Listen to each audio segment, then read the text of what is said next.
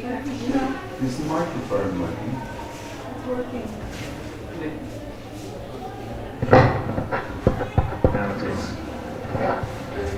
So tonight we'll read and discuss chapter 2, text 49 and text 50.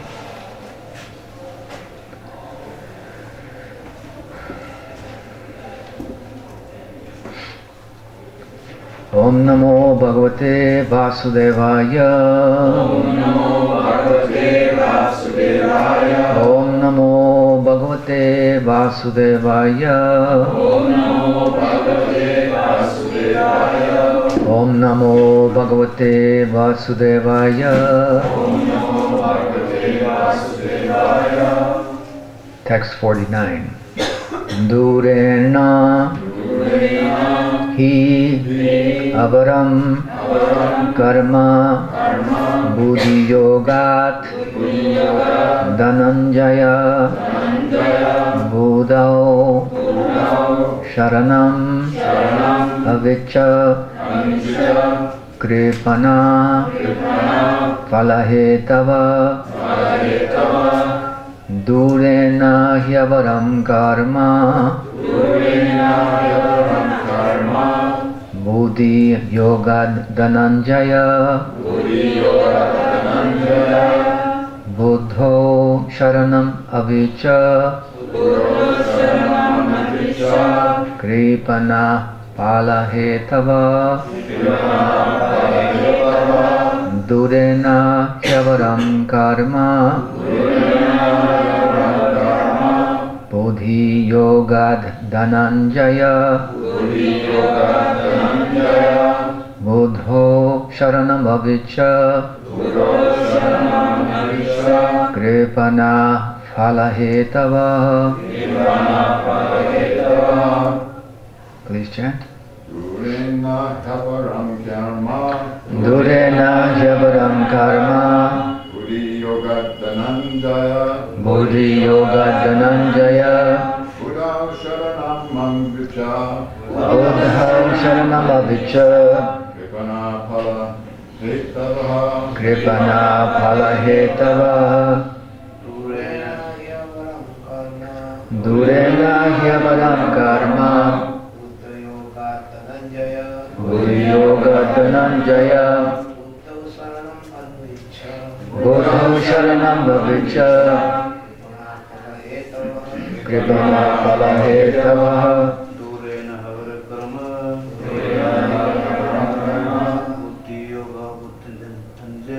Buddhi yoga dhananjaya. Buddho sharanam avicca. Kripanam phalahetava.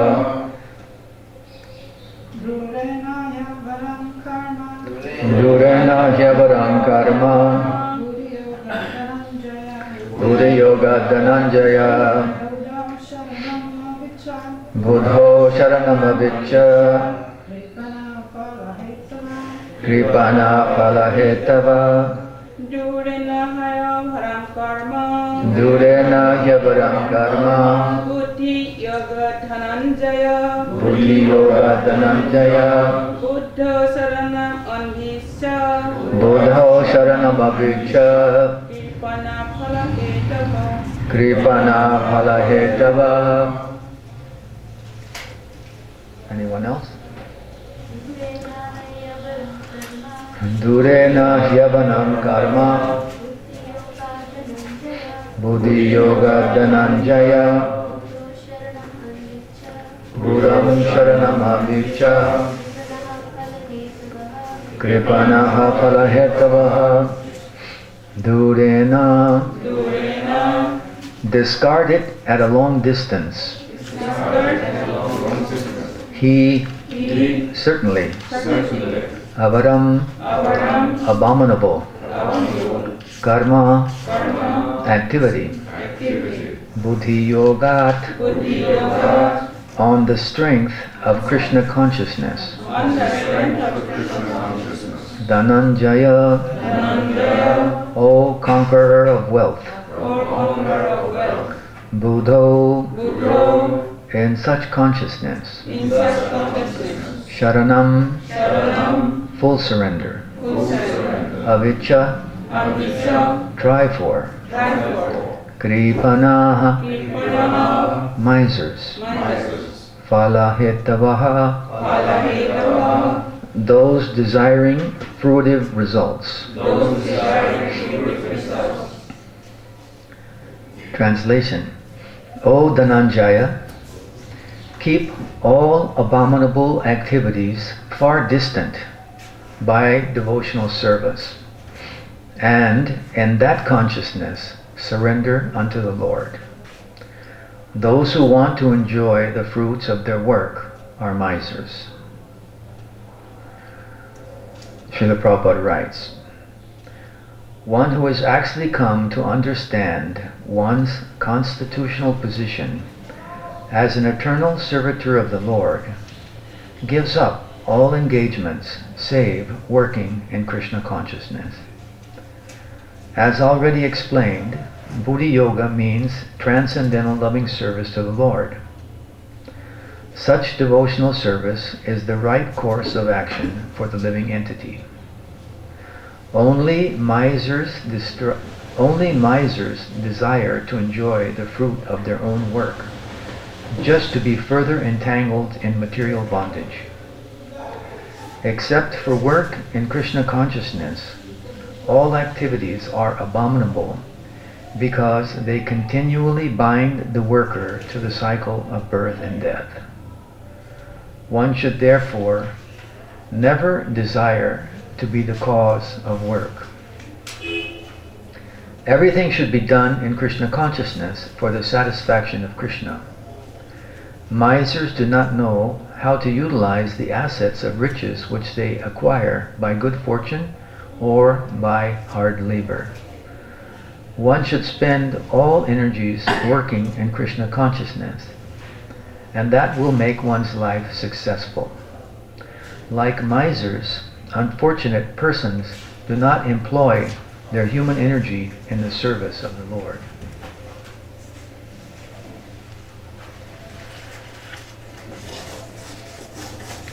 Namam Vishnupadaya Krishna Prastaya Bhutale Srimate Bhaktivedanta Swamin Iti Namane Namaste Sarasvatevam Gauravani Pracharine Nirvishesha Shunyavadi Paschachada Sadarine Mukam Karoti Vachalam Pangam Lankayate Girim Yakripata Maham Vande Sri Gurum Dinadaranam. O Dhananjaya, keep all abominable activities far distant by devotional service, and in that consciousness surrender unto the Lord. Those who want to enjoy the fruits of their work are misers.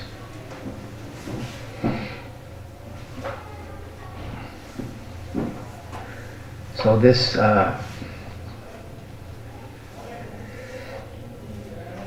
is the second mention so far in the Bhagavad Gita of surrender. Srila Prabhupada writes in these purports that the purpose of Bhagavad Gita is to teach the living entity to surrender to Krishna. And so now we see this is one of Krishna's very first instructions also.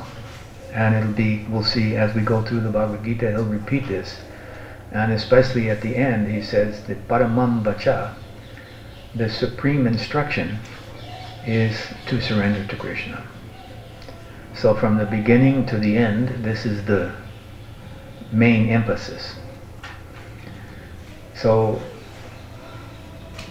an interesting point is that Arjuna, of course Arjuna is a Siddha Purush, she's a perfected being. He's a Nitya Siddha. He's an eternally liberated person. He's not subject to being bewildered or confused, but he descends with the Supreme Lord to perform his pastimes here and attract living entities to turn their attention away from Maya.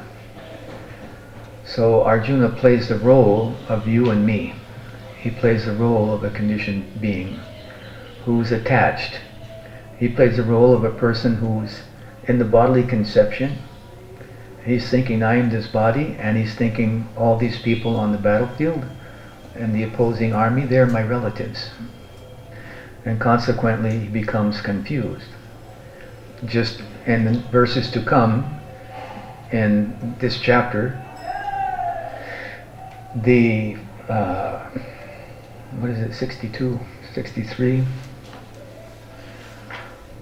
One of the sources of confusion, one of the main sources of confusion and bewilderment of memory, loss of intelligence, is attachment, or contemplating the objects of the senses. While contemplating the objects of the senses, a person develops attachment for them, and from such attachment, lust develops.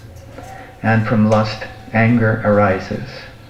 From anger, complete delusion arises. And from delusion, bewilderment of memory. When memory is bewildered, intelligence is lost.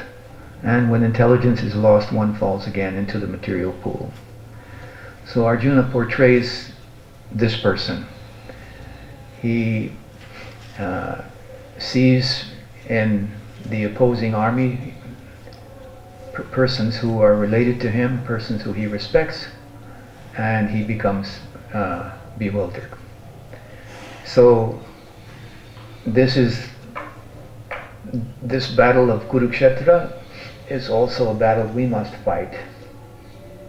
Of course, the battle of Kurukshetra is a historical event, no doubt, and all the people there are historical characters, but still there's a symbolic teaching that the confused living entity, he has to fight his battle, and he has to break his attachment to, well, he has to get out of the bodily conception, and he has to break his attachments to his bodily relatives.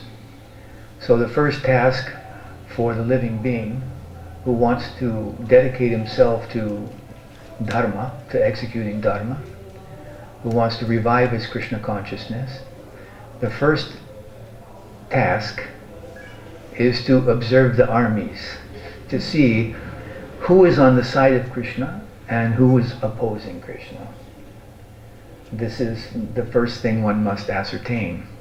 And in Arjuna's case, it was quite obvious because they were divided on the battlefield. But in our cases today, sometimes it's not so clear who's opposing Krishna and who's not, although it should be. Our discrimination should be good enough that we can understand who's opposing Krishna and who and so on. So Arjuna is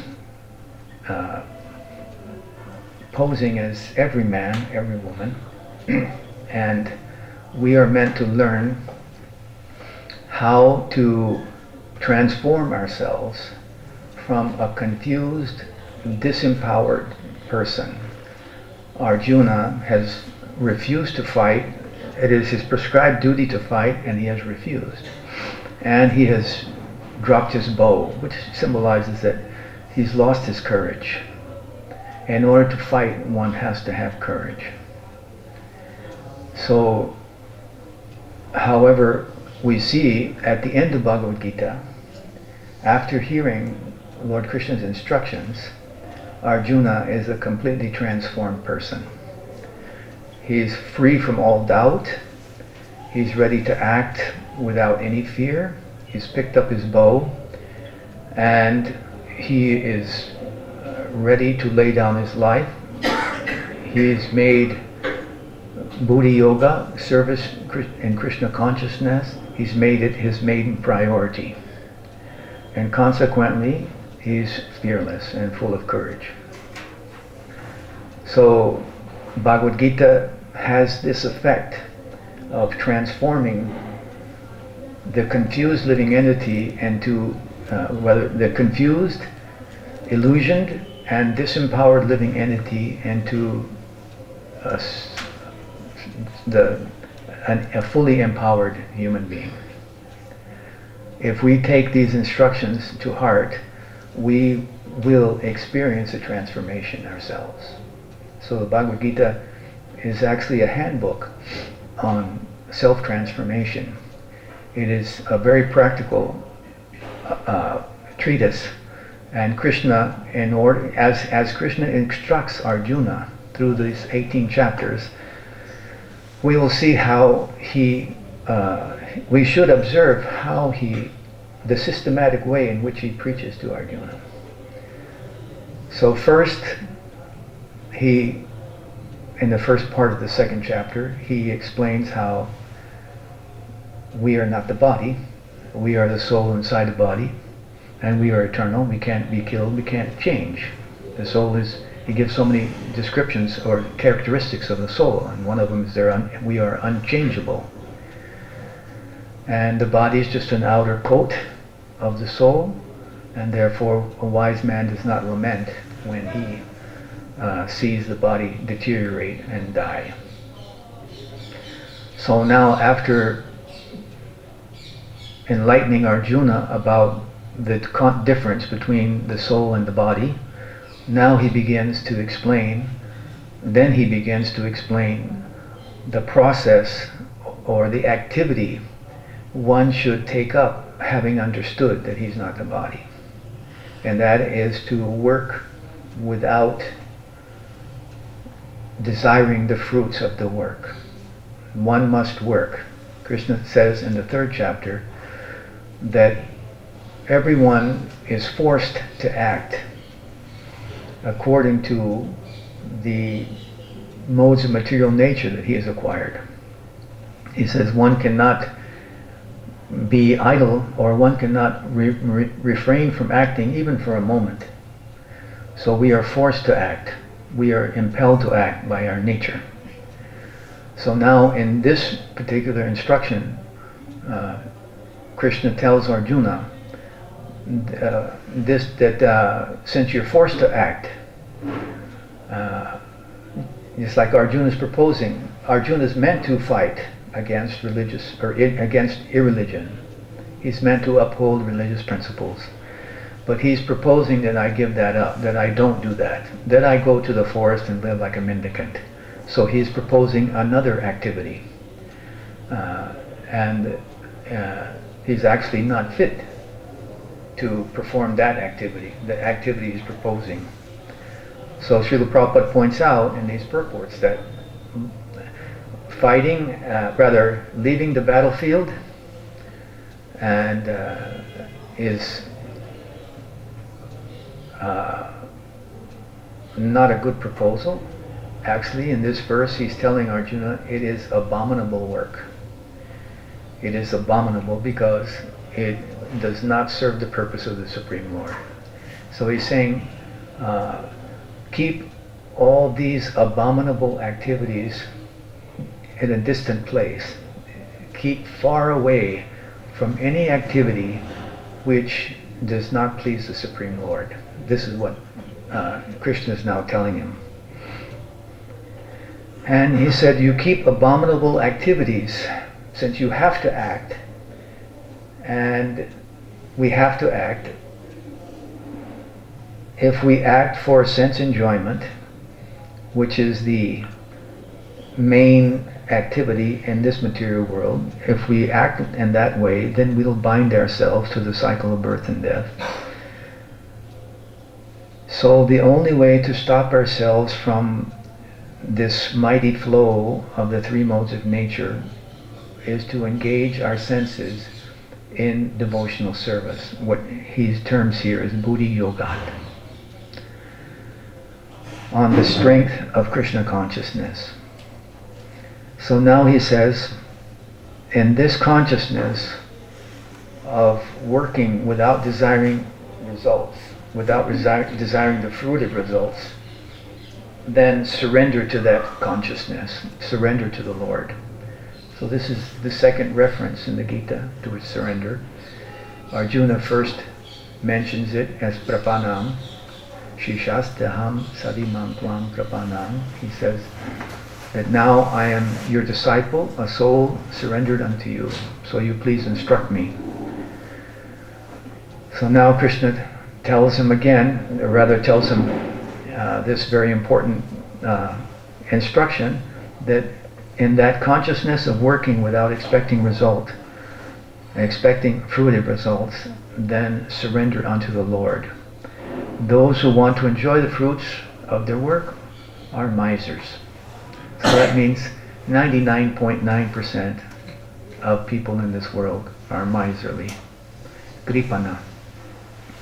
Govinda Das sings, Sita Atapa Bata Barishana Edina Jamini Jagire Bifale Sevenu Kripana Dhurajana Chapala Sukha Labha Lagire. He says, I'm suffering from the heat and the cold, from the wind and the rain. I can't sleep at night. All day I stay awake, all night I stay awake. I'm miserable, and how have I become miserable? By bifale sevenu kripana durajana, by serving wicked and miserly men. And why have I served them?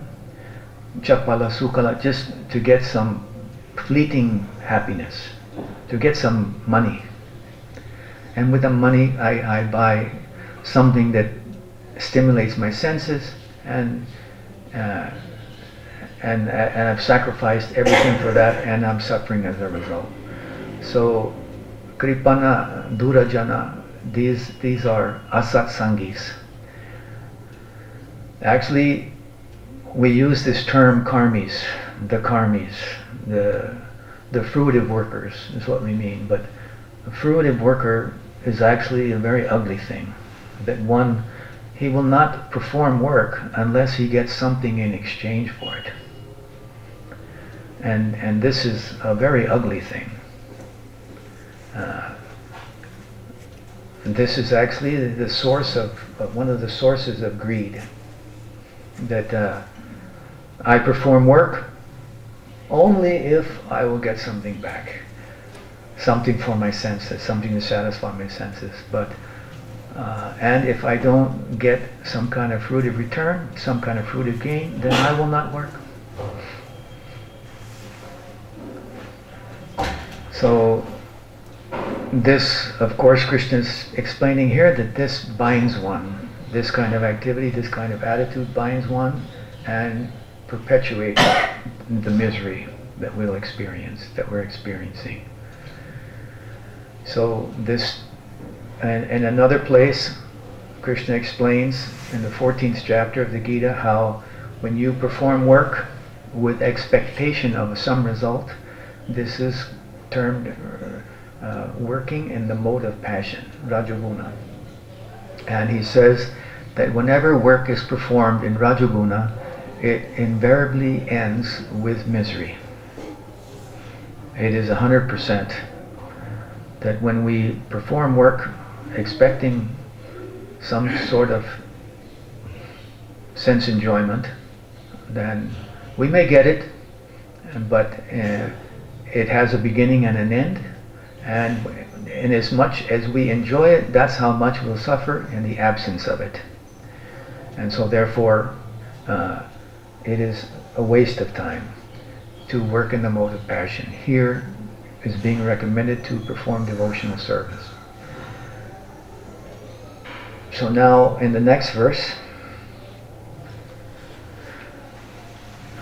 I'll just read the Sanskrit through and the translation and the purport.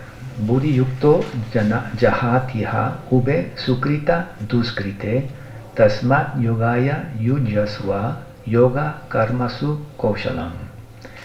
A man engaged in devotional service rids himself of both good and bad reactions even in this life.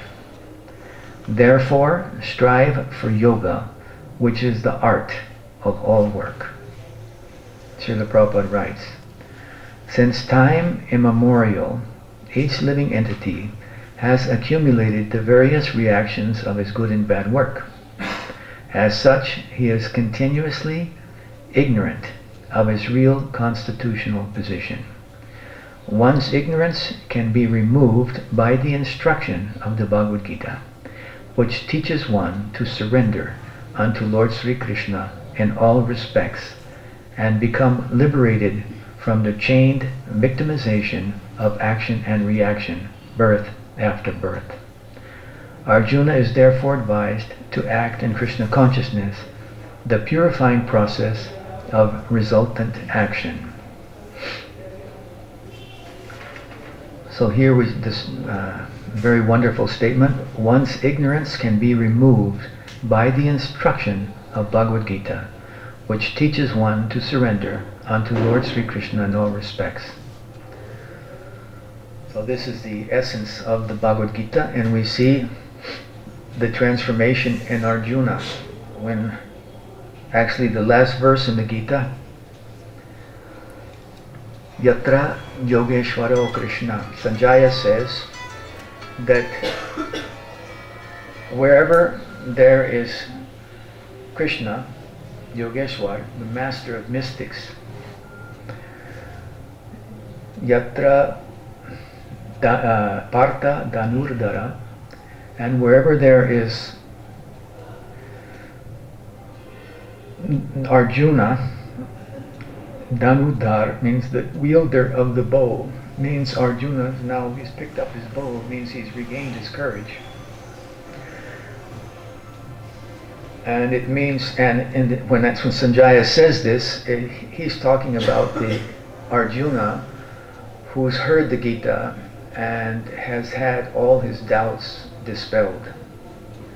So he says, wherever there is Krishna, the master of all mystics, and wherever there is Arjuna, or for that matter, any one of us who surrenders fully to Krishna, wherever this combination, whenever and wherever this combination takes place, he says, Tatra Srir Vijayo Bhutir. He says, there will be opulence, victory, extraordinary power, and morality. Dhruvam Niti Matir Mama, Sanjaya says. So Sanjaya says, whenever the living entity fully surrenders to Krishna, this releases this extraordinary power. Opulence doesn't refer to money in the bank. It refers to the six opulences. There's all fame, all renunciation, all power, all wealth, all knowledge. All of this is released. Just like in the atom, there is so much power in an atom, although it's latent.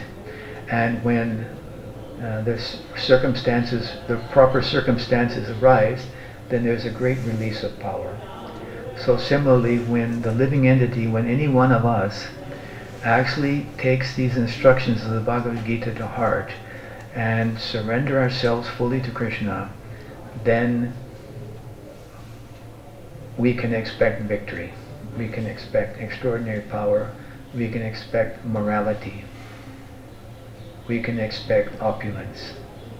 These are the symptoms of when the living entity fully surrenders to Krishna. And this Bhagavad Gita is, you should know, is teaching us that we have this potential. Each one of us has this potential. And it's now it's up to us to actually do the work of surrender. In the Hari Bhakti Vilas, you've read that there surrender has 6 symptoms. Surrender should not be an empty word, right? There are symptoms of surrender. And people may say, well, I'm surrendered to Krishna, but if one is surrendered to Krishna, then there will be symptoms. And that means, what is it? One will accept everything which is favorable for pleasing Krishna, everything that is favorable for devotional service. One will accept that, even if it's difficult, even if, just like Arjuna, he didn't want to accept the task in front of him because it was too difficult. In the 18th chapter, Krishna explains how when one renounces his prescribed duty because it's too difficult, then this is a renunciation in the mode of passion. And it doesn't lead to real renunciation. It leads to misery. So Arjuna wanted to avoid his duty because it was very difficult. But actually Krishna explains to him that this duty of killing the Kurus, eradicating them, is what he wants.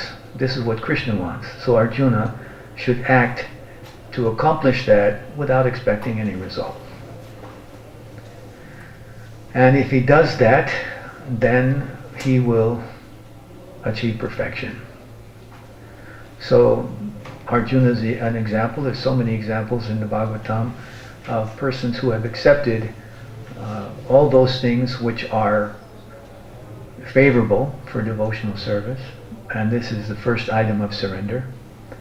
And the second item of surrender is to reject all those things which are not favorable. And so we're a person who's surrendered, who's actually surrendered, not just saying the word, but is actually surrendered, we will see this discipline. We will not see them performing fruitive activities. We will not see them dragging their heels, even. We will see them pushing forward to please the Supreme Lord. They will. People, when we come to class, they should turn their phones on silent mode. I think it's a good policy that whenever, that's what I did. Anyway, so a person who is surrendered, then he will not engage in activities which are unfavorable. And then the other elements of surrender is that one of the others is that we we have faith, we develop faith that Krishna is our protector, that Krishna will protect us. So that has to be earned. You know, that is an ongoing process, building one's faith, taking risks and pushing oneself to excel and pleasing Krishna. So when one does this, Krishna promises that Jayatam Mam Prapadyante. He says that as they surrender unto me, I reward them accordingly. So if one surrenders this much, then he rewards them that much. And if one pushes himself and surrenders more, who tries harder to please Krishna, then Krishna will reciprocate to a greater degree. And the progress, one makes progress in spiritual life, or how one measures one's progress in spiritual life is how deep their faith becomes, how unshakable their faith becomes. So to have faith that Krishna is my protector, this requires some sacrifice, some personal sacrifice to get this faith, to develop this faith. And then to have faith that Krishna is my maintainer, to have confidence that Krishna is maintaining me. It's not my job, it's not my boss who pays me that maintains me, it's Krishna who's maintaining me. It's Krishna who's created this place, who's providing the air, the water, everything required to live. So one element of surrender is to understand that Krishna is my maintainer, and therefore I'm indebted to my maintainer. Just like we see in practical experience here, the people who, especially here, I've seen that people only listen to the one who gives them their salary. If you're giving me a salary, then I listen to what you say. But since you're not giving me a salary, I could care less what you say. But if we if we have that attitude towards Krishna, that in other words Krishna is actually maintaining me, and therefore I am most obliged to him. My first obligation, my first priority is to take into consideration what Krishna wants. And what everybody else wants, that's secondary. So this is an element of surrender, and then humility, and then submitting oneself to the will of Krishna. So these are the items that Srila Sanatana Goswami lists in his Hari Bhakti Vilas regarding the process of surrender, the symptoms of surrender. So here Krishna says the art of work, that of course work performed with expectation of fruit and results is negative, it's binding, it causes misery, but we're forced to work. So the solution, the art of work, is to offer all of our work to Krishna. And in order to do that, we need guidance from the spiritual master. We need to hear the scriptures so we know what Krishna likes and doesn't like, and apply ourselves fully.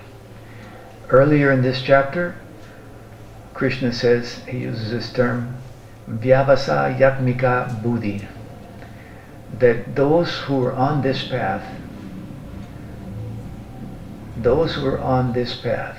of surrender to Krishna, he says, what is it? He says, those who are on this path are resolute. Their aim is one. So he's saying those who are on this path, their determination is resolute, their aim is one. Their only aim is to please Krishna. That is their only aim. And if one's intelligence is many-branched, then they are not on the path. And he's saying that, what he's saying is that if we want to become successful in our spiritual lives, we have to, with one pointed attention, serve Krishna. We have to here dedicate every act in such a way that is pleasing to Krishna. That should be our only priority. And if we do that, if we can accomplish that, then we are on the path. This is a symptom of those on the path. They have Vyavasadyatmika Buddhi. And those whose intelligence is many-branched, then they are not successful. So any questions or comments? Take the microphone.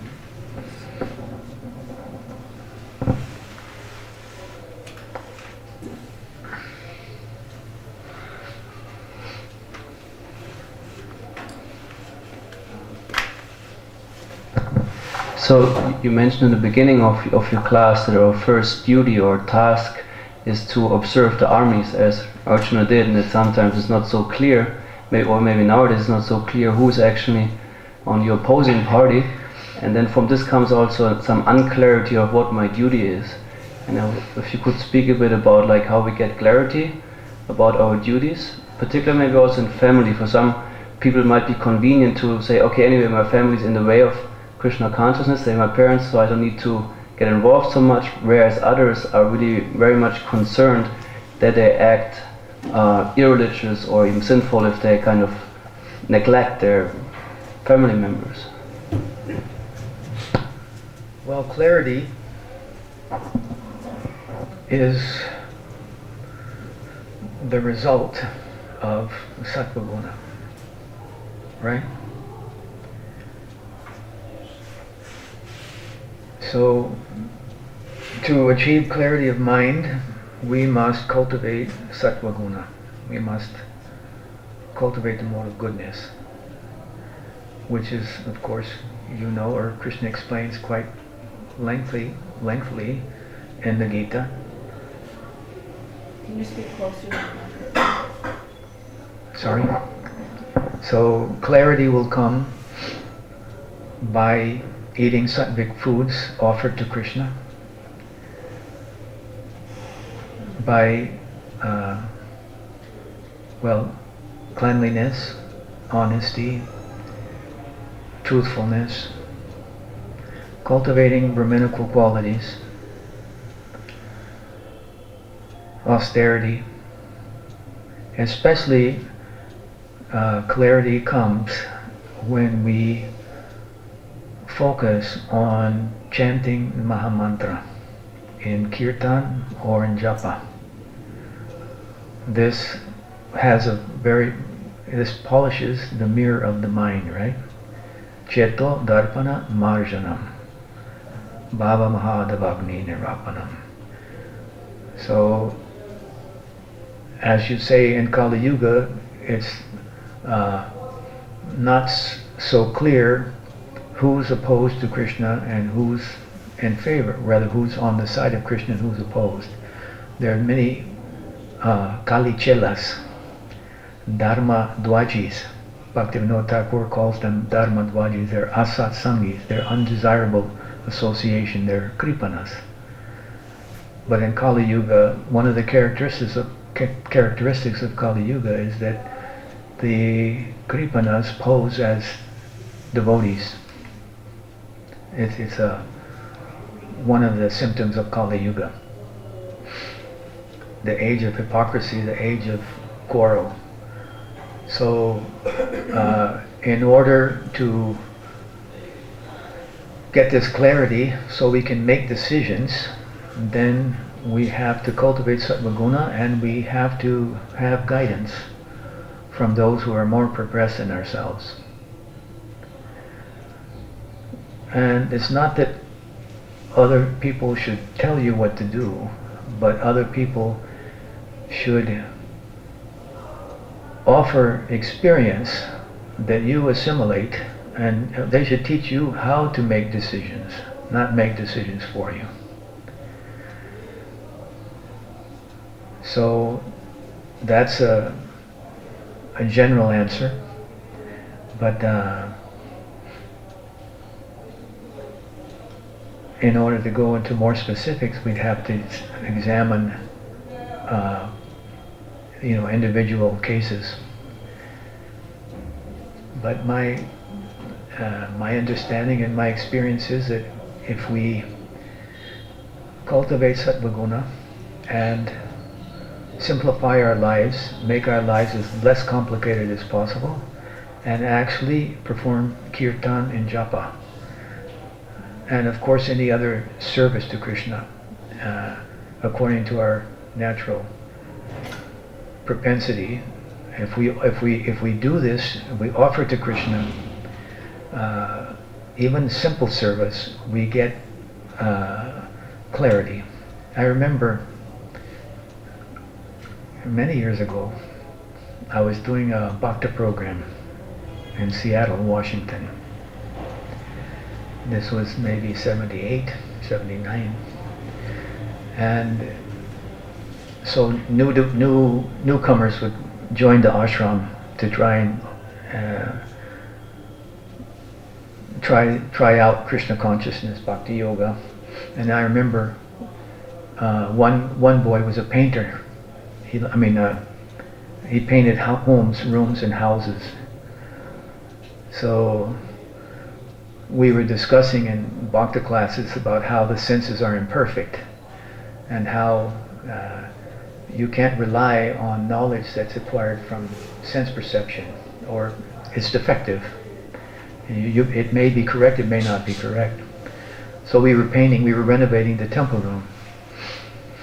And the guy was painting, just like if you see behind the camera, there's a shadow on the wall. And so he was painting the wall, and he was noticing, even though there was in the paint can, there was one color of paint, but as he put it on the wall, he saw two colors because of the light and the shadow. So he thought, oh, okay, now I got a realization. You know, we hear in class that the senses are imperfect. The senses don't interpret information accurately always. And then he had a practical, he saw through the eyes of Shastra. And he was doing a very simple service, very simple. It wasn't that he was studying all day and memorizing slokas, but he was applying himself, he was giving his time and energy to renovate the temple of Krishna, and he got some reciprocation, where he got a realization of what he had heard from the scriptures, and what happens when something you hear from the scriptures becomes alive, then what happens is your faith increases. And these are the real valuable things. I also got a letter from one lady in California. She is a devotee, and she was her birthday was coming up, and her friends knew that her birthday was coming, and so she didn't want an ordinary birthday where generally devotees, celebrating, it's nothing to celebrate. The day I was born in this material world is not a very cause for celebration. But the habit is in the Kripana society that we celebrate these things. And so she was thinking, but I don't want people to give me things for my birthday. I don't want that. And so she thought, well, I'm going to have to tell my friends I don't want to receive gifts on my birthday. But then she thought, that's kind of presumptuous. I'm kind of like assuming they're going to give me something, and then I'm telling them don't give me anything. It's not. I don't feel comfortable doing that. So she just said, I'll just be quiet. But my desire is that I hope nobody gives me anything. And then it happened that one of her friends, the leader of her friends, wrote to me and said, we want to make a donation to feed the cows in Vrindavan in honor of our friend on her birthday.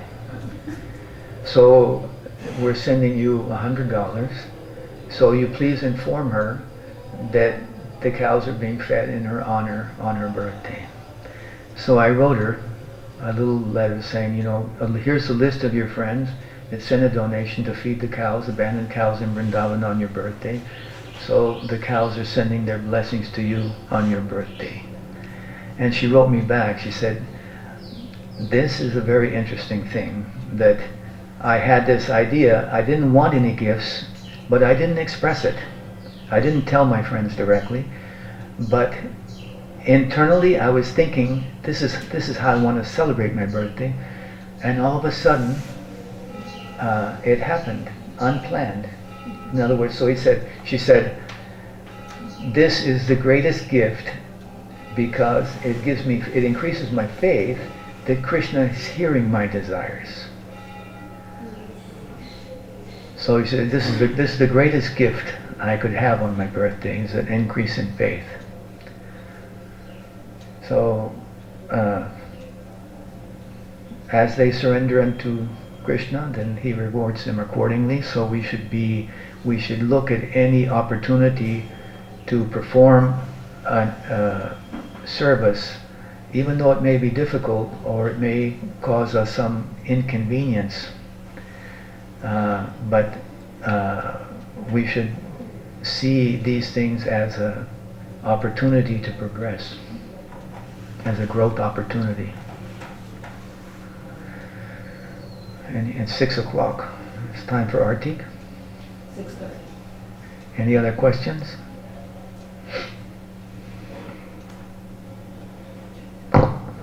Thank you for a wonderful class. When I'm on pilgrimage like now, or in the temple, everything is more or less clear. But when in my usual life, when I have to work quite a lot of time associating with non-devotees, and clarity goes away to some Yeah. degree, and how still it is a challenge for me how to connect occupation and all these interactions with Krishna consciousness. I understand that we use the income for maintaining ourselves and donate something, but are there any other ways that we can connect our work with Krishna consciousness? Well, by doing this, by, say, working a job and getting a salary, and surrounding yourself by similar people, then there's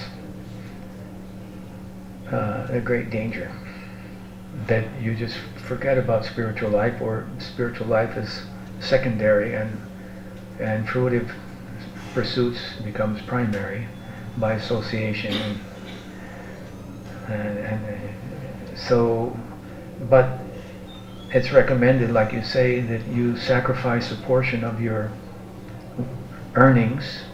You can sacrifice them. In other words, you can give a portion of your earnings to the temple or to sadhus, or you can learn from sadhus how to use the money in Krishna's service yourself, right? Like many householders, they have deities in their home, and they purchase bhoga for the deities, dresses for the deities. They spend half their salaries on worshiping Krishna at home, right? In other words, if you give money to a sadhu, that's good if you don't know how to use the money in Krishna's service. That's a safe thing to do if he is a sadhu, and if you're not certain how to use your earnings in Krishna's service. But if the person is a sadhu, then he will teach you how to use your earnings in Krishna's service.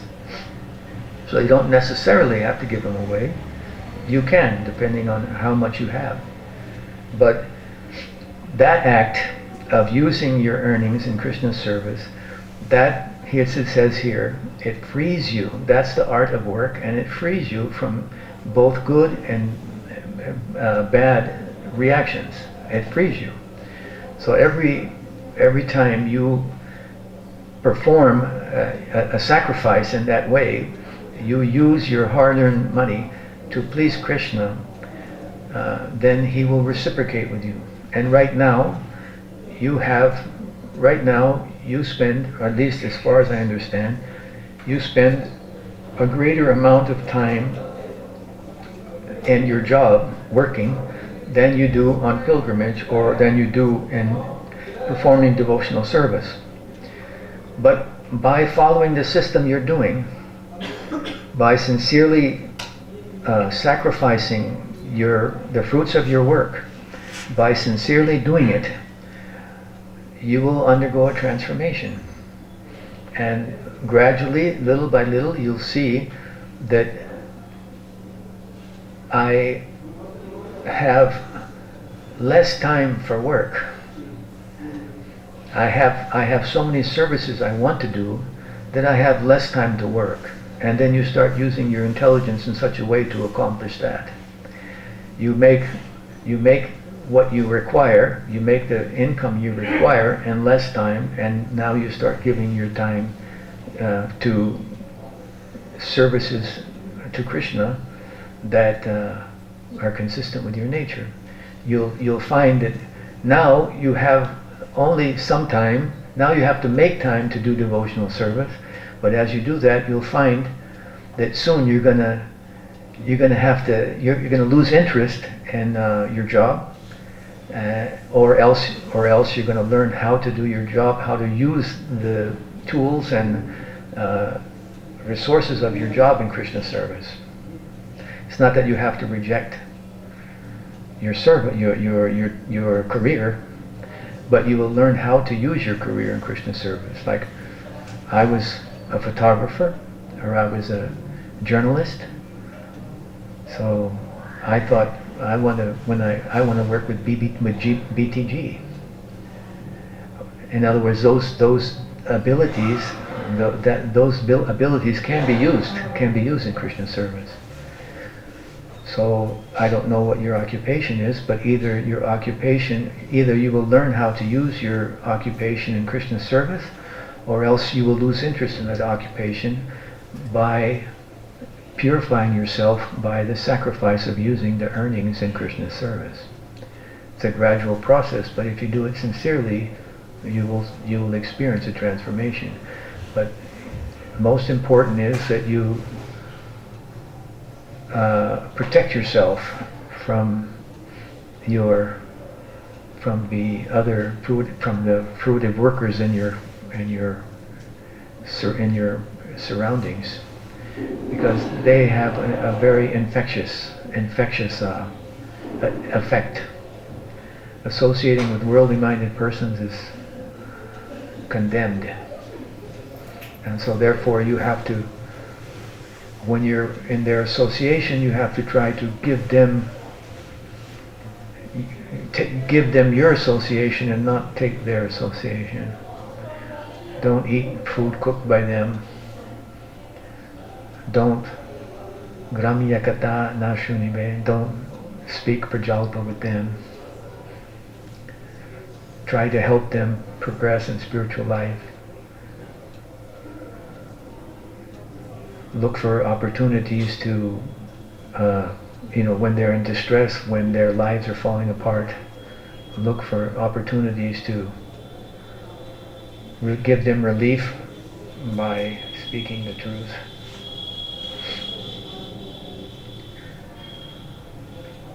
But it's gradual. But just have faith, do it with faith, and that 50% or whatever you use, make sure it's effective. Any other questions? Parvati? Huh? A comment.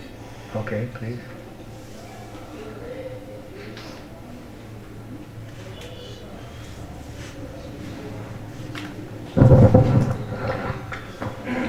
Further to that, while you're young, you make sure that your sadhana is very strong, so that by the time you reach our age, and it's not always possible to do it in a regulated way, then you become a little stronger, and especially to seek association of devotees who can keep you strong.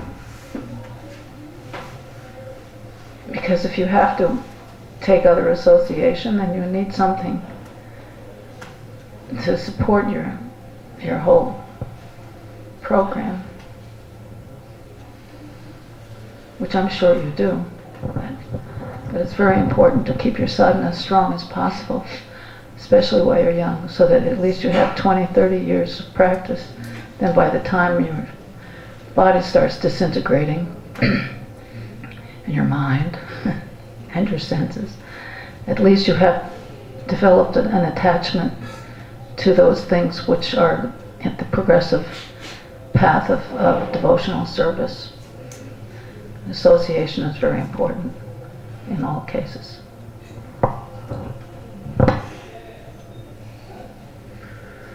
So thank you very much. Srila Prabhupada ki jai.